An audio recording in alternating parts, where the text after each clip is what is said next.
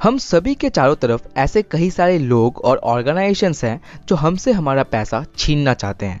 Author इन्हें financial predators कहते हैं और ये फाइनेंशियल प्रेडेटर्स हमसे काफ़ी ज़्यादा पावरफुल और स्मार्ट होने की वजह से इनसे लड़ने के लिए हमें फाइनेंशियल आईक्यू नंबर 2 चाहिए।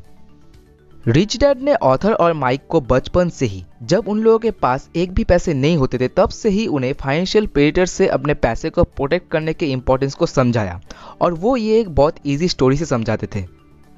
एक किसान था जिसकी एक बहुत बड़ी गाजर की खेत थी। वह कुछ बनीस मतलब खरगोश थे जो उस किसान के गाजर खा लेते थे। उस किसान का काम था अपने गाजर के खेत को इन बनीस से प्रोटेक्ट करना और ये बनीस या खरगोश उस किसान के लिए एक चोर थे। यह किसान मतलब आप, गाजर का खेत मतलब आपका पैसा और बनीज मतलब फाइनेंशियल प्रेडेटर्स।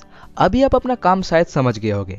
रिच डैड ने स्टोरी में खरगोश जैसे क्यूट एनिमल को चोर इसलिए कहा क्योंकि रियल वर्ल्ड में फाइनेंशियल प्रेडेटर्स कोई डाकू, फ्रॉड या कोई क्रिमिनल नहीं है जिनसे सिर्फ आपके पैसे को खतरा है, बल्कि सबसे ज़्यादा खतरा उन लोगों और ऑर्गेनाइजेशन से है जिन्हें हम ट्रस्ट और रिस्पेक्ट करते हैं, जो हमें लगते हैं हमारे साइड में ही है, पर ये पूरी तरह सच नहीं है। इसलिए आज हम ऐसे 5 रियल लाइफ बनीज के बारे में जानेंगे जो असल में है तो फाइनेंशियल प्रेडेटर्स, पर हमें वो काफ़ी अच्छे लगते हैं। The first B bureaucrats. जब पैसे प्रोटेक्ट करने की बात आती है तो आप ही बताओ, एक एवरेज जॉब वर्किंग इंसान को किससे अपने पैसे प्रोटेक्ट करने की सबसे ज़्यादा ज़रूरत है? जी हाँ, टैक्सेस।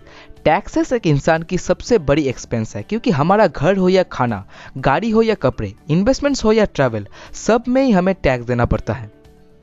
और टैक्स डिपार्टमेंट हमारा ये पैसा टैक्स के रूप में लेकर ब्यूरोक्रेट्स को सौंप देते हैं। ब्यूरोक्रेट्स गवर्नमेंट के वो ऑफिसर होते हैं जो गवर्नमेंट के पॉलिसीज लागू करती हैं। ये लोग लीगली पब्लिक से लिया हुआ टैक्स का पैसा military, roads, airport, police and fire station, schools, इनकी डेवलपमेंट में लगाती हैं। ऑथर को टैक्स से कोई प्रॉब्लम नहीं है क्योंकि एक वेल सिविलाइज सोसाइटी में रहने के लिए हमें टैक्स देने ही पड़ेंगे। उन्हें प्रॉब्लम है तो इन ब्यूरोक्रेट्स से, जो हार्डली कोई प्रॉब्लम सॉल्व कर पाते हैं सोसाइटी की। उनके मुताबिक ब्यूरोक्रेट्स को सिर्फ पैसे खर्च करना आते हैं। कोई प्रॉब्लम देखा कि नहीं, नया टैक्स लागू कर दिया, वो सोचते हैं ज़्यादा पैसों से कोई प्रॉब्लम सॉल्व हो जाएगी, पर इससे लोगों को और भी ज़्यादा टैक्स देना पड़ता है जो इवेंचुअली सोसाइटी के प्रॉब्लम और बढ़ाती है सिर्फ।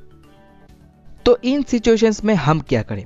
हम गवर्नमेंट पॉलिसीज तो चेंज नहीं कर सकते, गवर्नमेंट हमसे बहुत ज़्यादा पावरफुल है। तो डरो मत, ऑथर ने आपको ये करने नहीं कहा, नहीं ऑथर ये कर सकते हैं, पर वो एक चीज़ कर सकते हैं जो उन्होंने किया भी और हम सबको भी करने का सजेस्ट करते हैं कि अपने इनकम को ही चेंज कर दो। जैसा कि आप जानते हो, इनकम 3 तरीके के होते हैं: अर्नेड income, passive income and portfolio income. पहले कैटेगरी के इनकम में टैक्स से बच पाना बहुत मुश्किल है, पर बाकी 2 कैटेगरीज में आप टैक्स से काफ़ी ज़्यादा बच सकते हो। The second B banker. हम में से काफ़ी सारे लोग जो अभी भी बैंक में पैसे सेव करना स्मार्टनेस मानते हैं, उन्हें ऑथर कहना चाहते हैं, अगर तुम्हारा फाइनेंशियल इंटेलिजेंस नेगेटिव में ना हो तो तुम ये गलती कभी भी नहीं करोगे। इसका मतलब क्या हुआ? इसका मतलब यही हुआ कि एक फाइनेंशियली इंटेलिजेंट पर्सन कभी भी अपना ज़्यादातर पैसा बैंक में सेव नहीं करता, चाहे वो बैंक कितना भी उसे इंटरेस्ट दे दे उसके सेविंग अकाउंट पर।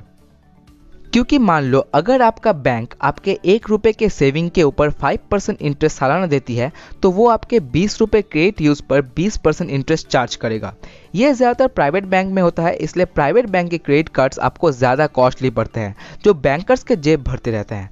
ऑथर ने इसलिए ही कहा, today savers are losers and bankers are winners. The third be brokers. पैसों की दुनिया में सब चीज़ों के ब्रोकर अवेलेबल है, स्टॉक्स के, बॉन्ड्स के, रियल एस्टेट के, इंश्योरेंस के, बिजनेस के। पर प्रॉब्लम है, आजकल ज़्यादातर ब्रोकर्स लोगों को सिर्फ अपने सर्विस बेचना चाहते हैं। उन्हें सिर्फ अपने कमीशन से मतलब है, वो खुद वो नहीं करते जो लोगों को करने के लिए सजेस्ट करते हैं। इसलिए ऑथर को काफ़ी ढूंढना पड़ा एक गुड ब्रोकर जो सच में इन्वेस्टिंग भी कर रहा हो उसमें, जिसकी सर्विस वो बेच रहा है, ना कि सिर्फ एक सेल्स पर्सन हो। और ऐसा ही एक गुड ब्रोकर स्टॉक्स का ऑथर को मिला टॉम, जिसको उन्होंने $25,000 दिए स्टॉक मार्केट में इन्वेस्ट करने के लिए, जिसको टॉम ने 15 साल में कई मिलियंस में पहुंचा दिए। एंड रियल एस्टेट के लिए एक गुड ब्रोकर बहुत ढूंढने के बाद ऑथर को मिला जॉन, जिसने ऑथर के $5,000 को $2.5 लाख में पहुंचा दिया सिर्फ 3 साल में, जो आज की डेट में $10 मिलियन की वैल्यूएशन क्रॉस कर चुकी है। ये सब कुछ हो पाया क्योंकि ऑथर ने अपने ब्रोकर्स बहुत केयरफुली चूज किए थे एंड वो खुद भी स्टॉक्स और रियल एस्टेट के ऊपर क्लासेस अटेंड करते थे ताकि उन्हें भी पता रहे उनके ब्रोकर्स क्या कर रहे हैं। The fourth B, businesses. हर बिजनेस के पास कुछ ना कुछ होता है आपको बेचने के लिए। ये पूरी तरह आपके ऊपर है, आप कौन से बिजनेस के प्रोडक्ट या सर्विस खरीदोगे। कुछ बिजनेसेस आपको रिच बना सकते हैं और ज़्यादातर बिजनेसेस आपको पोर बना सकते हैं, जहां वो काफ़ी रिच होंगे।